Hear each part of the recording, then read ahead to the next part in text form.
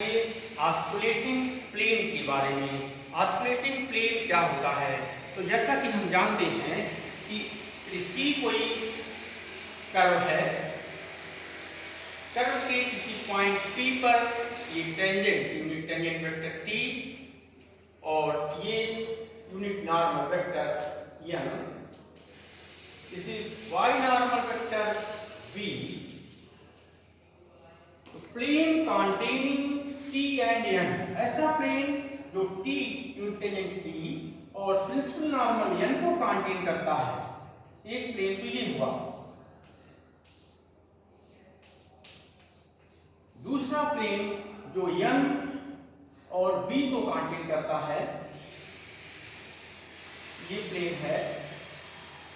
और तीसरा प्लेन जो T और B को कॉन्टेन करता है, ये तीसरा प्लेन है।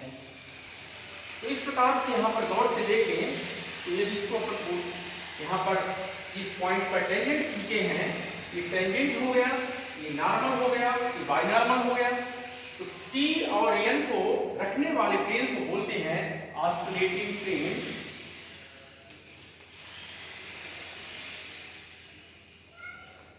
जो T और B को रख रहा है इसको बोलते हैं रेक्टिफाइंग प्लेन।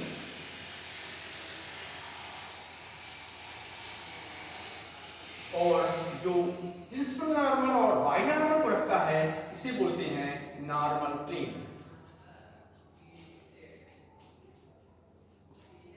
तो एक तो इक्वेशन, तो जैसा कि हम देख रहे थे, एक तो तरीका है इनका समीकरण निकालने के लिए, सिंपल तरीका कि यदि ऑस्कुलेटिंग प्लेन का इक्वेशन कोई पूछता है तो कैपिटल R कोई पॉइंट है यहाँ पर इस प्लेन पर और B जो होता है इसके परपेंडिकुलर होता है, तो R minus R dot B equal to 0। What is R? R is the position vector of point P और capital R any point of this plane. तो यहाँ पर ये लाइन जो होगी वो इस प्लेन पर होगी और इसके लंबवत है B, तो ऑस्कुलेटिंग प्लेन का समीकरण R minus R dot B equal to 0। Normal plane का समीकरण R minus R dot P equal to 0। वैसे ही यहाँ पर कोई पॉइंट नहीं है कैपिटल R, इसका पोजीशन वेक्टर हो और यहाँ से ये जो लाइन है वो इसकी परपेंडिकुलर होगी। इसी प्रकार रेक्टिफाइंग प्लेन का समीकरण है तो R minus R dot N equal to 0। तो इस प्रकार से ये तो सामान्य इक्वेशन हो गया। यदि अपने को डिराइव करना है ऑस्कुलेटिंग प्लेन का समीकरण, तो कैसे डिराइव करेंगे उसको हम लोग अब बात करेंगे। तो सबसे पहले इसकी परिभाषा लिखते हैं, the osculating plane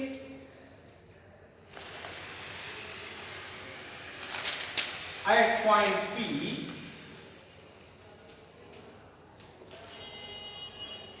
of a curve C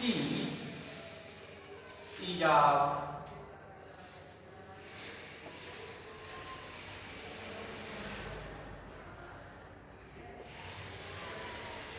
class greater or equal to 2. The oscillating plane at point P of the curve C is of class greater than or equal to 2 is in limiting position of a tangent line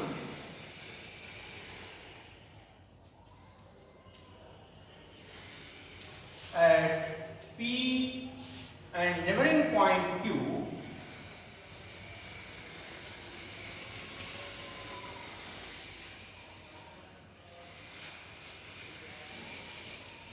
point Q means when Q tends to P. So this is the definition of osculating plane. Means this is tangent, this is point P and this is neighboring point Q. So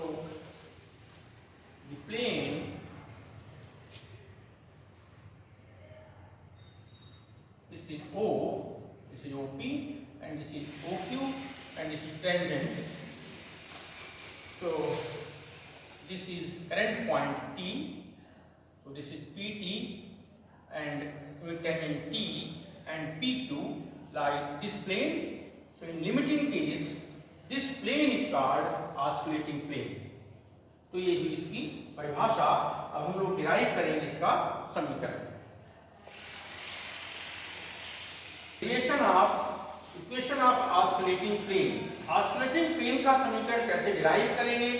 तो late माना C एक curve है. Let C such that R equal to RS be a given curve. Let P and Q are two neighboring points on C. Let P and Q are two neighboring points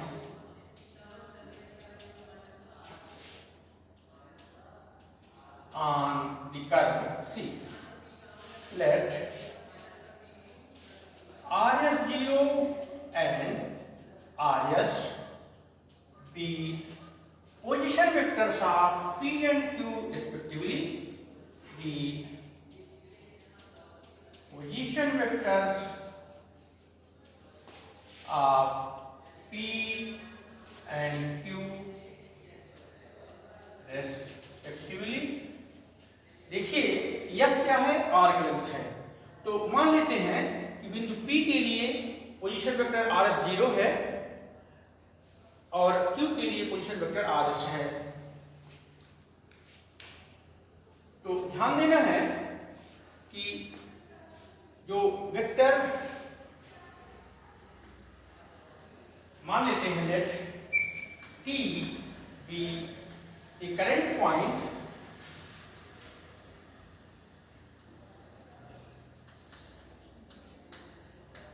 on the plane. इस plane पर T कोई current point है जिसका position vector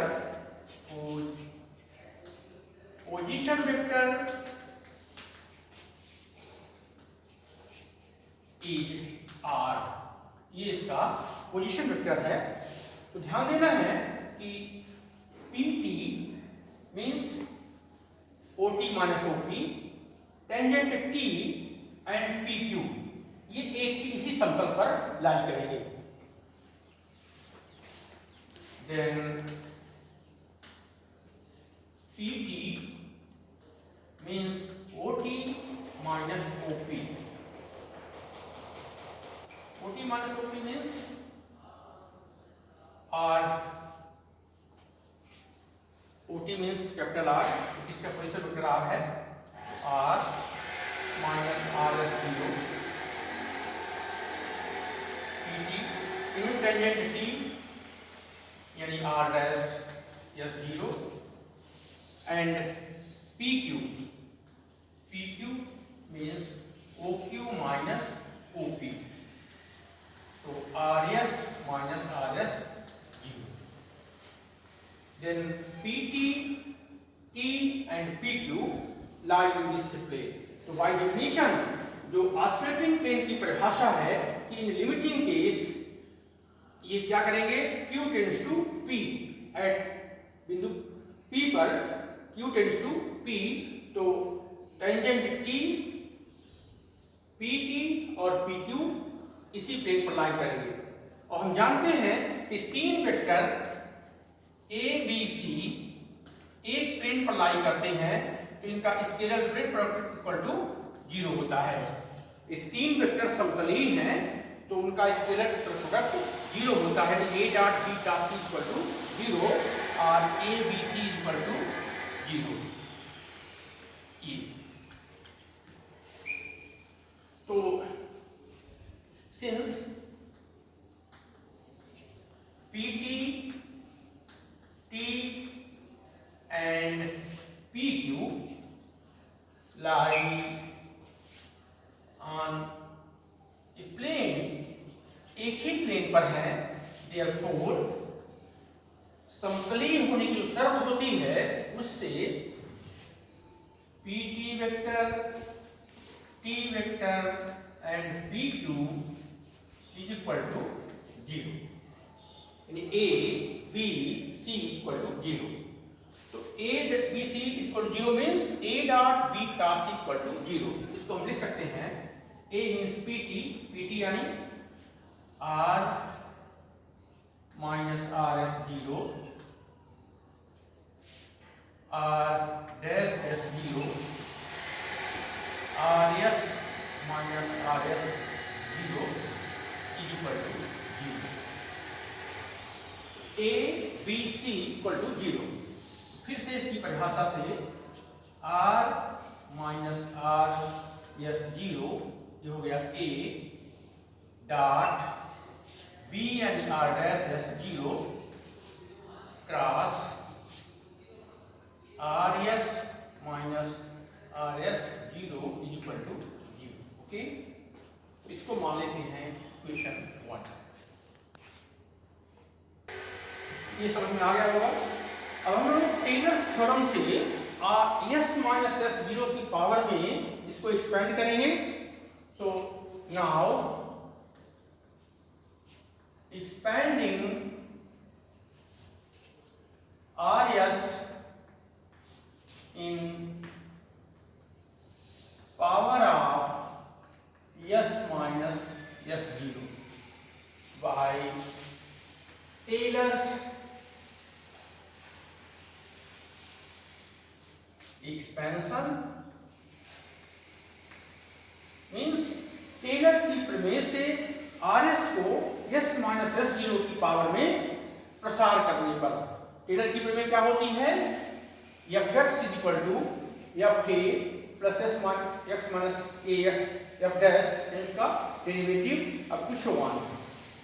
तो इसको लिखेंगे हम लोग RS equal to RS 0 plus S minus S 0 R dash S 0 plus S minus S 0 का square upon factorial 2 R double dash S 0 plus up to number of terms infinite. Means Taylor की प्रमेय से इसको expand करते हैं तो ये इसका विस्तार है।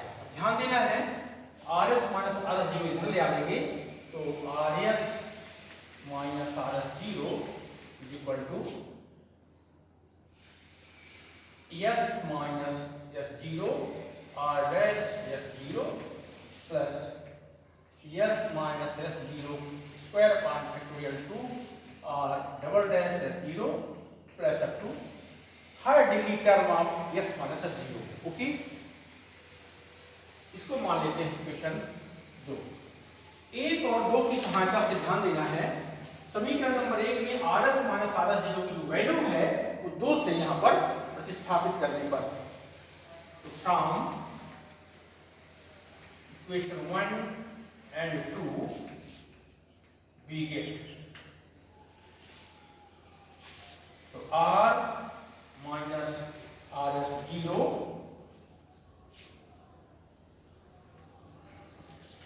A dot B cross C। So A dot B means dot R dash S 0 cross C means RS minus RS 0। अब RS minus RS 0 की वैल्यू हम 2 से लिखेंगे।